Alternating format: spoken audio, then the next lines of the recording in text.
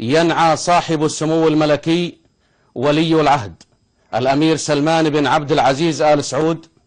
وكافة أفراد الأسرة والأمة خادم الحرمين الشريفين الملك عبد الله بن عبد العزيز آل سعود، حيث وافته المنية في تمام الساعة 1 من صباح هذا اليوم الجمعة الموافق 3/4/1436 من الهجرة. الفقد موجع والحزن مملي يديه، متى سعادتنا معك يا أعظم إنسان، جرحت في موتك قلوب المحبين، وانكسرت قلوب قبل تبكي يا عيال. يا علي يا ابو متعبنا بالعين، ارسلك بالدم واهدى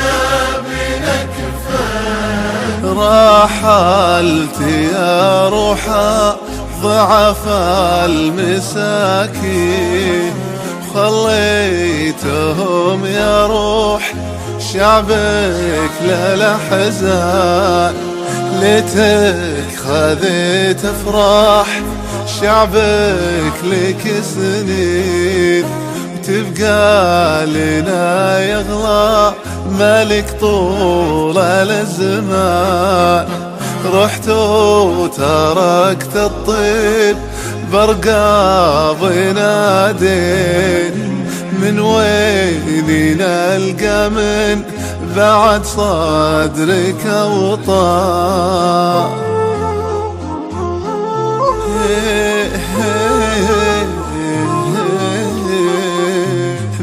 ذبحتنا والحزن سنى السكاكين، يا المحسن اللي ما بعد حسنك حسان، رغم الحزن حنا على العهد وافين، نمد كف البيعة الكف سلمان، الجرح يذبح بعدكم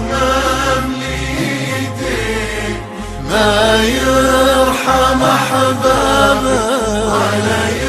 يسترعيه، والموت لو يرحم قلوب المحبين،